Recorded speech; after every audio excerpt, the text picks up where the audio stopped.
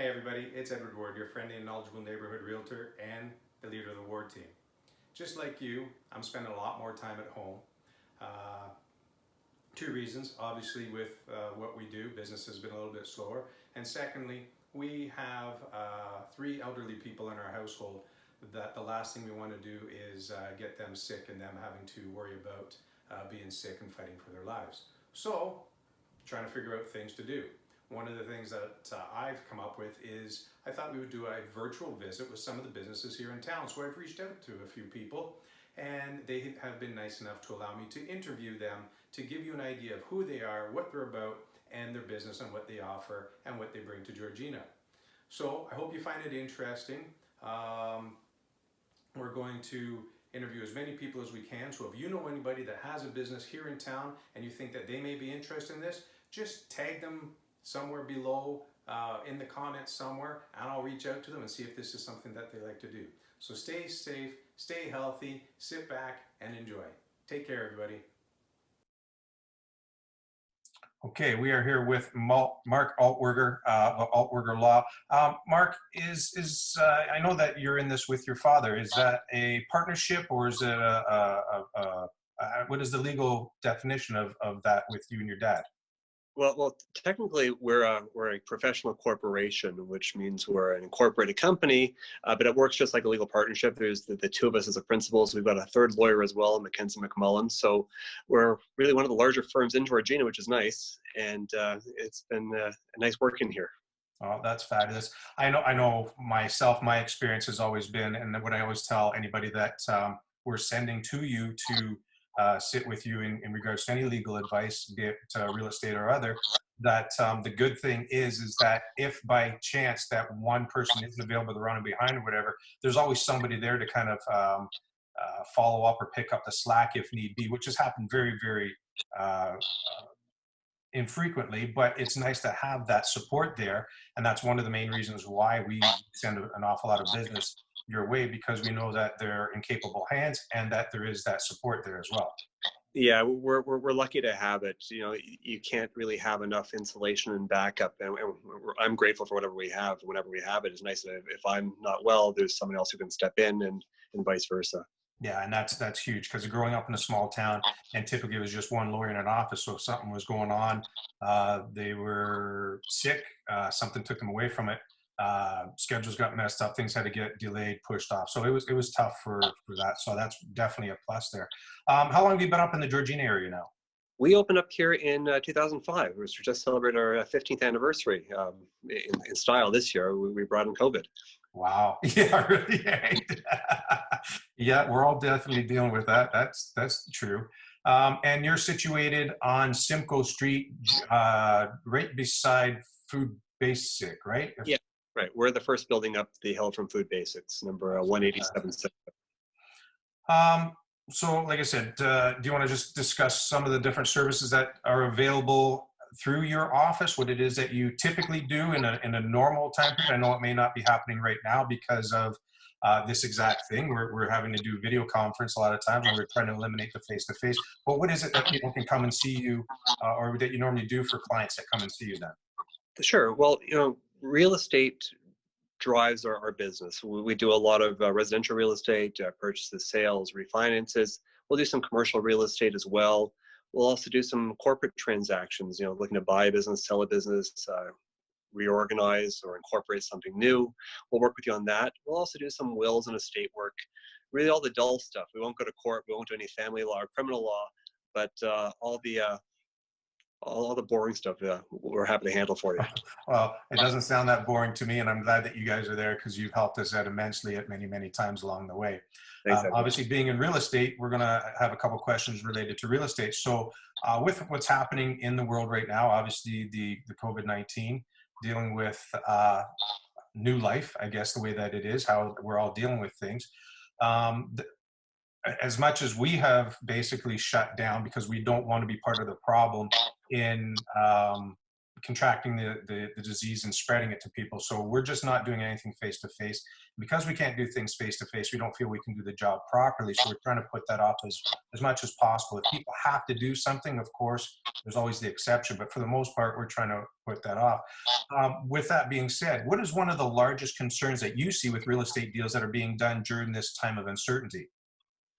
Sure. I guess, it's a very fluid situation right now. And, today is April 9th, and I think things look different today than they did on March 31st. And March 31st looks so much different than it did on March 16th. It's always changing. Every 2 weeks, we got something, a new wrinkle and a new way to look at things. And I don't mean to make this sound like legal advice. It's just really my thoughts on it. But I think my biggest concern, actually, it's really two concerns right now. My first is health, and it has to be for health for everybody.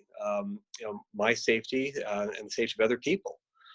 So if you're doing a deal right now, are you going into someone's house? Are you sending someone into somebody's house? Is someone coming into your house? Who and where they've been? It's just the uncertainty is so frightening. And I think it's so important to manage risk however you can. Mhm. And if that means doing more virtual tours and virtual showings and video conferences, then that's what we have to do.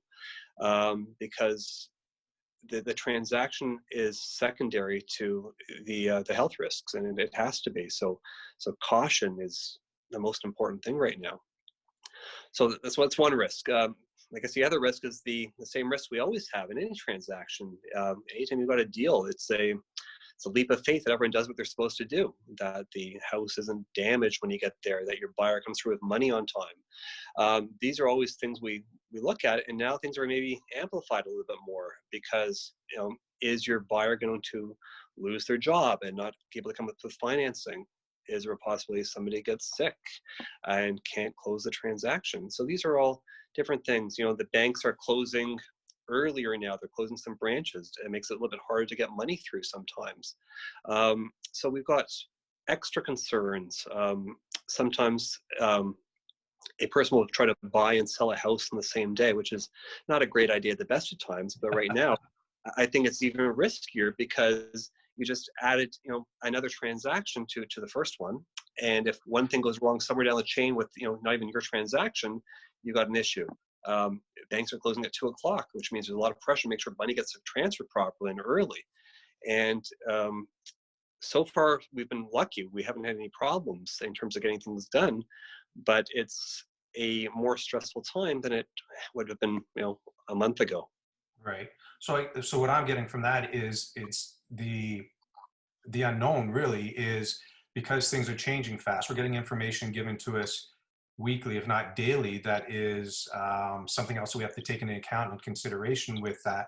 And with that, what we have been told at our end and what I've been seeing are new clauses and conditions that are coming up in offers, trying to take into account some of these moving issues that are out there.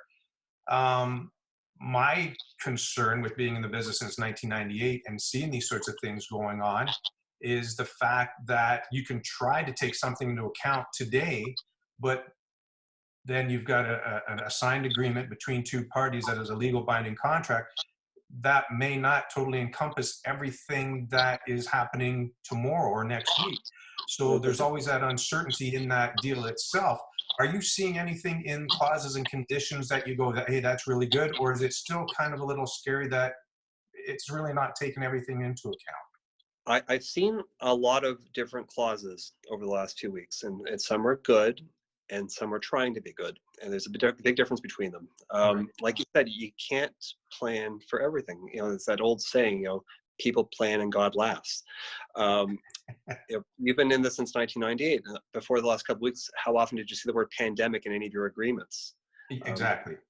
it's what we're seeing now is very much reactionary, trying to think of things that can go wrong and trying to find a way to address it. Sometimes they make a lot of sense. Sometimes they're really not as well thought out as they could have been. I think it's important that they be reviewed carefully with whoever's buying or selling with the agent or with their lawyer, even better, to make sure that everyone knows what they're signing. They want to do these things. I've seen some things that say that if there's quarantine, the deal is automatically extended for 14 days. Okay, that's fine. But what if you've got another deal pending? That means maybe you're carrying two houses for 2 weeks, or you're homeless for 2 weeks, possibly, and those costs are yours. Yeah, Uh, and our situation, just sorry to cut you off there real quick, is that we've had three people in our household that have had uh, uh, symptoms, not necessarily knowing that we have it. We couldn't get tested. So when the first person had something, and then subsequently the second person, and then the third person, well, that 2 weeks turned into 3 weeks, which turned into 30 days. So it's tough to hit that moving target, I guess, right? yeah, I've also seen an agreement that said if quarantine extends past 14 days, either party has the right to terminate the agreement. Now, that's is that what everybody wants? If that's what everyone wants, okay, fine. But I have a feeling that not everyone really understood what it was they were signing. So that's the scary part. You can't plan for everything in these agreements, and partly this was why you have people working for you that ideally have your best interest at heart, be it your realtor or your lawyer, who can take a situation as it comes and find a solution. And that's what we really need to do. Yeah. So I mean, I know for my end of things, and like I said, I've been in this since 1998. I've been buying and selling real estate for 35 years. I've been involved with it for a long time at both ends of things, and I'm sitting back and I'm looking at everything that's going on, and even if we didn't have the people in our household that are 70 plus years of age, I still don't know if I would feel comfortable enough being out there and doing deals because of a lot of like I said, the uncertainty, the moving target that's happening out there. And so we're talking to our clients a lot about the risk factor and what could potentially be the issues down the way. And I just think that the risk is too great right now that I wouldn't even feel comfortable in doing something and getting something in a legal binding contract with all of those moving parts happening right now for myself. And that's why we've decided, as well as the health factor, not to be out being part of the problem, like I said, in potentially contracting and spreading this disease. So you yourself, if you were thinking about buying and selling, would you be doing it right now? I think I'd first have to ask why. Why am I doing it? And I think that anytime there's some transactions that really have to go forward, you may already have an agreement to buy or sell a place. You need to find a place to live. Right. There may have been a major change in your life. Someone may have gotten ill. Maybe a matrimonial split, and that's not happening now. We'll see them soon. That's what quarantine is really good for. So I think you have to really evaluate why you're doing it, and then weigh that against the different risks. And then if you need to go forward, then it's fine. But make sure you do what you need to do to mitigate those risks and make sure that you're safe, most importantly, and that you're doing what you can to safeguard your transaction. That means engaging your lawyer early, your realtor early, and make sure everyone's on the same page and pulling in the same direction. Oh, that's fabulous. That's a great response to that because that is definitely something that we have to look into. Sometimes there are time constraints. Things have to be done with a certain time, and of course, we have been deemed an essential service, so we can still be doing something, but can and having to do it are two different things, I guess, there. And I'm seeing a lot of people just out trying to do business as usual, which there again, I just don't think is socially responsible right now for those that had something going on and they need to get it finished off. I completely agree with that. Someone that might be potentially losing a property and there's time parameters that they have to deal with within that. Now, I haven't heard anything.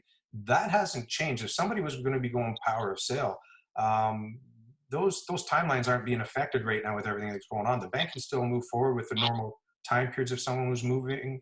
Sorry, this is just kind of off the cusp because I just said that.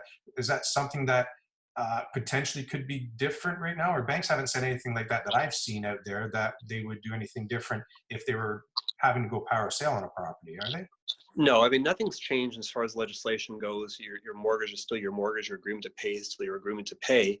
Certain things have slowed down a little bit. I mean, as far as eviction proceedings and maybe getting the sheriff to kick people out, maybe not be happening right now, but you still owe that money, and they can certainly, once the switch gets turned back on, they can move you out. Mm-hmm. Um, so it's all those obligations are still continuing, and there's going to be a lot of stuff to unpack afterwards. Right. Okay. So I mean, I was just talking there, and it just kind of really hit me. I know there's the banks are making some concessions and some Yeah. um, good faith moves that are out there saying, you know, we understand it's a difficult time. So I wasn't sure if somebody was in that, if they would do something different, give them a little bit of extra time, or how that would play out there. But that could definitely be Yeah, one of those areas, I right?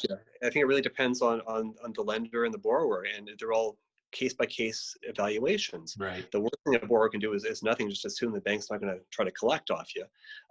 So if anyone's listening, my advice is don't do that. But aside from that, you really have to try to work something out with your lender, and ideally, everyone will be understanding and we'll work towards a solution.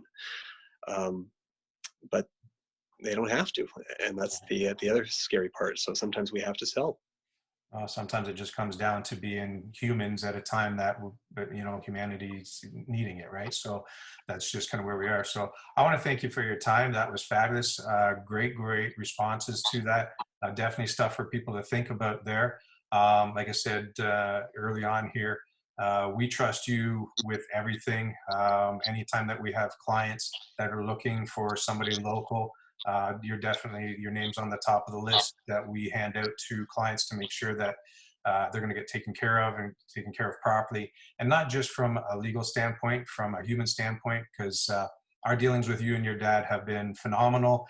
You take people for people. It's not just a transaction. It's just not business in the front door. So we've always had a fabulous response. We do a follow-up with clients, and we've never had a negative comment back from you guys. So we want to thank you for being part of our business and bringing it all together for us, and making it so much better for everybody from start to finish. Well, thanks, Edward. It's very kind of you. Happy to work with you. It's always a pleasure. And thanks for inviting me on today. No problem at all. Again, thank you very much. You have yourself a great day, and keep your family safe.